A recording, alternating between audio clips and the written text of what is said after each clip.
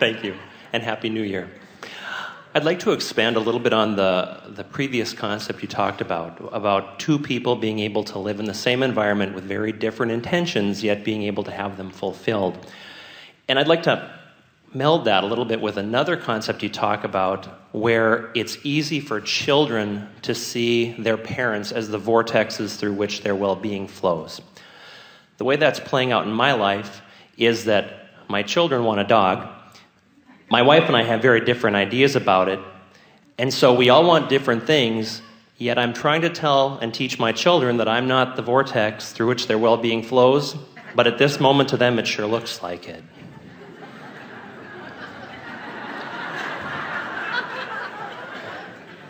So the question is, if my children really believe that I am the vortex through which their well-being flows, and they really want something, and they are oblivious to the fact that I don't want it because their desire for it is so strong, will I be putty in their hands? Will I yield to their pure request, even though I am determined to do otherwise? We stretched a little for that, but you have found that to be your experience, haven't you? In some respects, yes. Don't you find yourself just feeling inclined to do things that you said you would never ever do? Sure. And yet, when a child wants something and they're convinced that they're not going to get it, and so they're fussing and throwing fits in order to get it, you don't feel so inclined, do you? No, but in some ways I see them sort of giving up. I see my daughter writing about how much she wants a dog, yet you can almost feel in that paper sort of this resignation that it isn't going to come. Well, that will help her get a dog. Because when she gives up, do not worry, she has not given up her desire for the dog. She's only given up the struggle, which is going to bring it quickly. You see.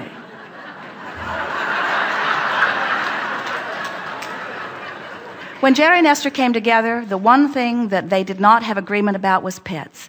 Jerry made Esther sign a prenuptial agreement that said, or nearly so, no pets, because they die first, and Jerry and Esther travel a lot, and so he didn't want the discomfort of pets. And so Esther, who has always had a lot of pets around her before, agreed to allow him what he wanted, even though she still loves animals and would have liked to have had some up close to her. And so as they're traveling about in their bus, they see lots of pets moving around the campgrounds, and every time Esther would see one, especially one loose somewhere, Esther would say, "Hello, little cat," or "Hello, little dog, would you like to come to Texas and live with me?"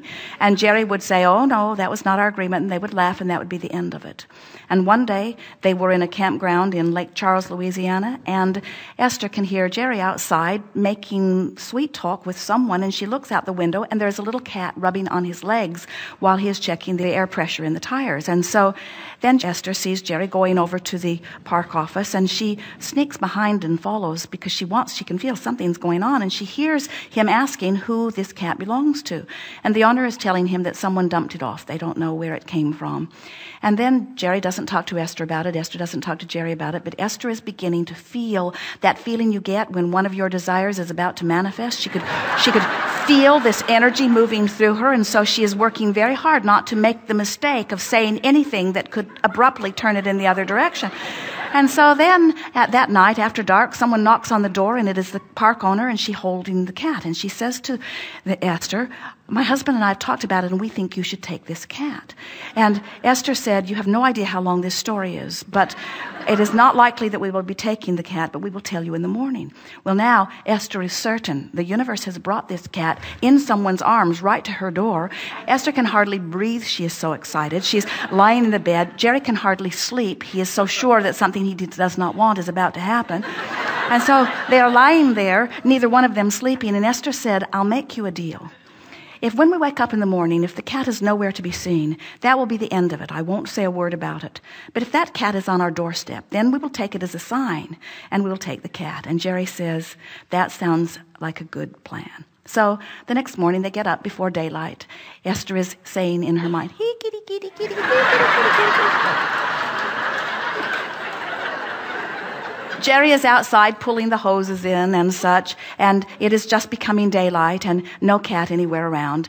The diesel engine has to be warmed up for 6 minutes before they move the bus, and so Esther starts the big engine, and off in the distance, far away in the tall grass, a little cat is jumping up over the grass and down, disappearing and then showing itself, disappearing and then showing itself, and the cat came right to the door of the bus. Jerry opened the door and said, "Well, little cat, I guess you're going to Texas," and in the cat came.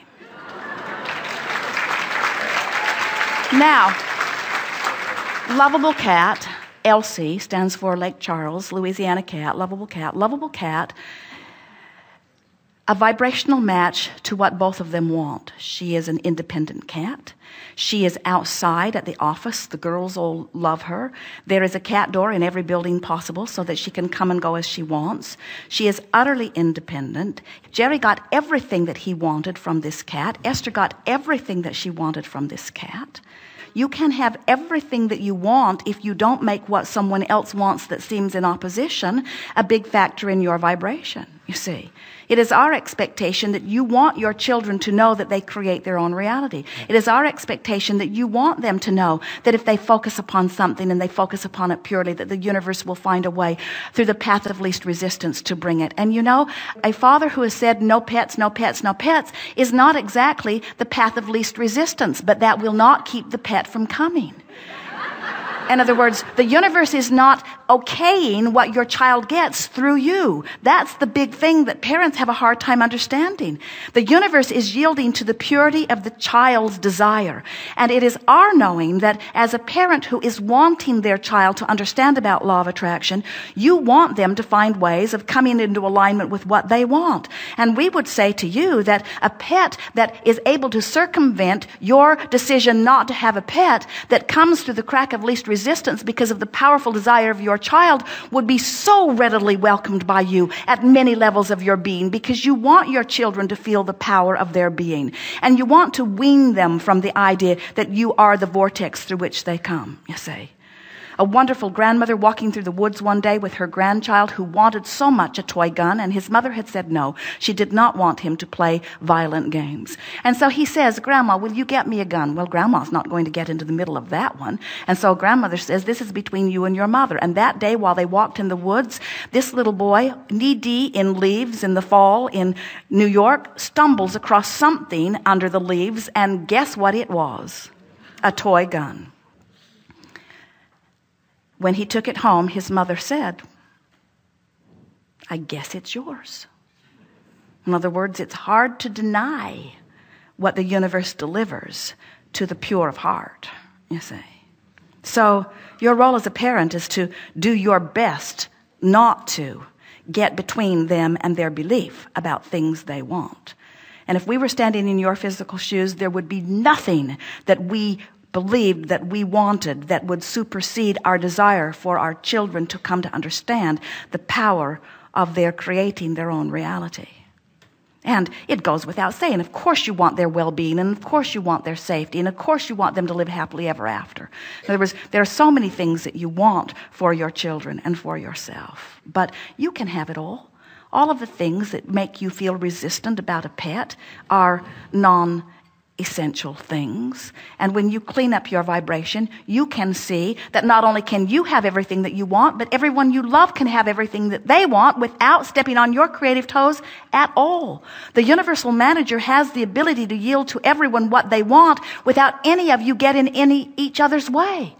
You don't get in each other's way unless you fixate on something that you don't want them to want and use that as your excuse to mess up your vibration. But it's not somebody else having something that they want that messes up your vibration, even if it's a child bringing a pet into your house. And we know it's hard to hear, but it is so.